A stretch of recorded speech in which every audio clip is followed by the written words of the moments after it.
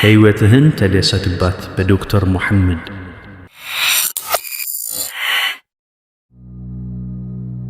ይህ የቀልብ ዶክተር ድምፅ ነው።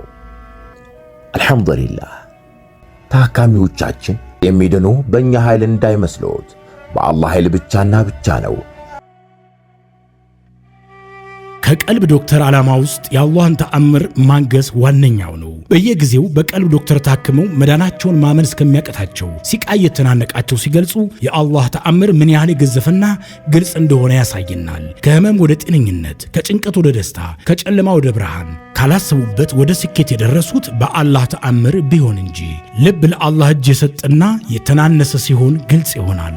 አላህም እንዲህ ይለናል፣ አላህን ትገነዘቡና በእርሱ ታምኑ ዘንድ በችሎታው ላይ ያስረጅ የሆኑ ግልጽ ተአምራቶችን ያሳያቸዋል። አልበቀራ። ኑ ባላህ ቃል ያላህን ተአምር እናግስ። ሕክምና ማግኘት ሲፈልጉ ይሄንን ሊንክ ይጫኑ።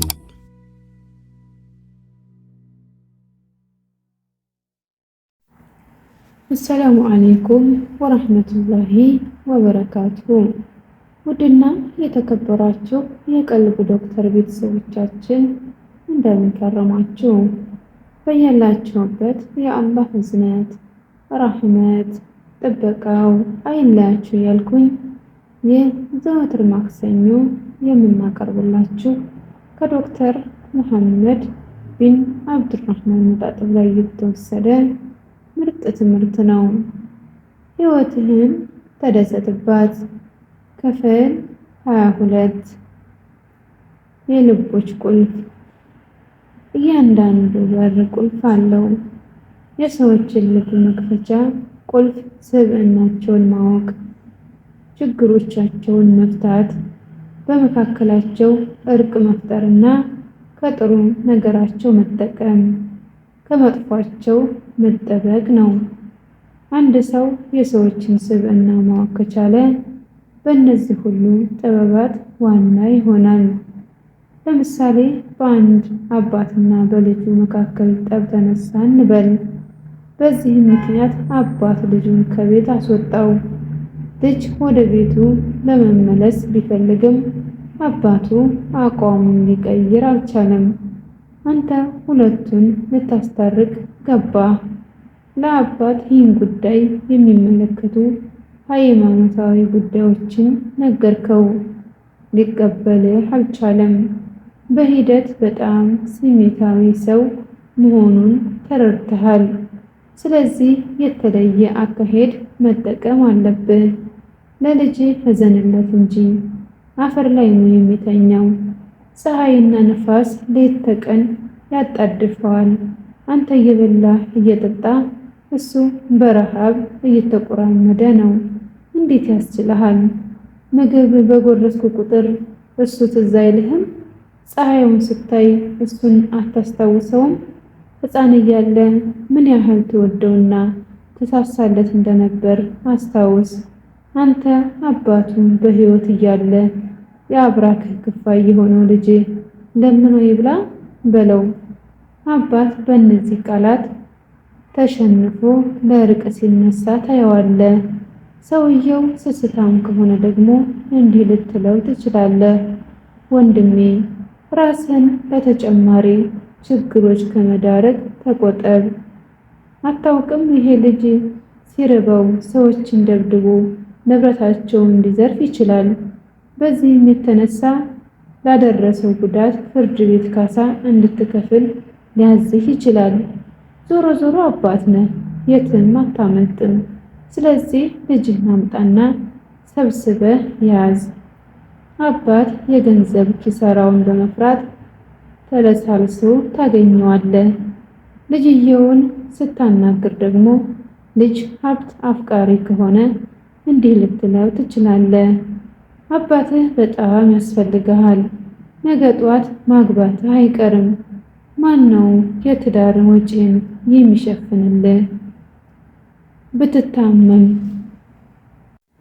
ማን ያሳክምሃል? ወንድሞቼ ከአባታቸው የኪስ ገንዘብና ስጦታ እየተቀበሉ ተንፈላሰው ተቀምጠዋል። አንተ ግን እዚህ ትሰቃያለህ። በእርግጥም አባትህን ግንባሩን ስመህ ይቅርታ አድርግልኝ ብትለው ሁኔታዎች ሁሉ ይቀየራሉ። በተመሳሳይ ባልና ሚስት ለማስታረቅ ብትጠራ ተገቢውን ጥበብ በመጠቀም እርስ በርስ ልባቸውን እንዲከፍቱ ታደርጋለህ። ከስራ ገበታ ላይ ፈቃድ ለመጠየቅ ከፈለክና አለቃ ለስራ እንጂ ለስሜታዊ ማህበራዊ ጉዳዮች ግድ የሌለው መሆኑን ካወቅ እንዲህ ልትለው ትችላለህ። ጥንካሬና ወኔ አገኝ ዘንድ ለ3 ቀናት ያህል እረፍት ማድረግ እፈልጋለሁ። የሥራ ብዛት ለጊዜውም ቢሆን ስራዬን በአግባቡ እንዳልወጣ አድርጎኛል። እባክህን አባትና እናቴ ጋር ልሄድና ትንሽ አረፍ ብዬ ተበራታትቼ ወደ ስራዬ እንድመለስ ፍቀድልኝ። ለማህበራዊ ጉዳዮች በተለይ ደግሞ ለቤተሰባዊ ጉዳዮች ትልቅ ትኩረት የሚሰጥ ከሆነ ደግሞ አባቴንና እናቴን ለማየት እረፍት እፈልጋለሁ። ካየኋቸው ረጅም ጊዜ ሆነኝ፣ በጣም ናፈቁኝ በለው። እነዚህን ጥበባት አዳብር። ሰዎች ስላንተ እንዲህ እያሉ ሲያወሩ ትሰማለህ። ሰዎችን በማሳመን ረገድ እንደሱ አይነት ጎበዝ ሰው አይተን አናውቅም።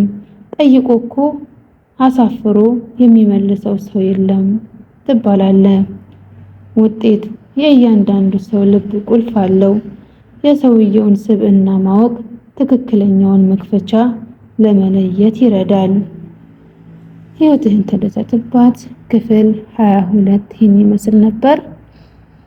ኢንሻአላህ በክፍል 23 እስከምንገናኝ ድረስ ላይክ፣ ሼር፣ ሰብስክራይብ እያደረጋችሁ ሌሎች እንዲዳረስ አድርጉ። ወሰላሙ አለይኩም ወራህመቱላሂ ወበረካቱሁ። እንኳን ወደ ትክክለኛው የአፍያ መንደር በሰላም መጡ። የቀልብ ዶክተር በሲህር በጅን በአይንናስ እንዲሁም የስነ ልቦና ጫና የደረሰባቸው የሰው ዘር ፍጥረታት በሙሉ ታክሞ የሚድኑበት ነው። ሕክምናው በቁርአን፣ ሕክምናው በአስካሮች፣ ሕክምናው በዱዓዎች በሰደቃ የሚካሄድ ሲሆን ነቢያዊ ሱናን በተመረኮዙ እጅግ ጥበብና ዕውቀትን ባካበቱ የሩቃ ዶክተሮች ይታከማሉ። እወቁ፣ ሕክምናው ሸሪዓዊ ብቻ ነው። አያምልጦት፣ እድሉን ይጠቀሙ። ባሉበት ሆነው ራስዎን ያክሙ። ሕክምና ማግኘት ሲፈልጉ ተከታዩን ሊንክ ይጫኑ።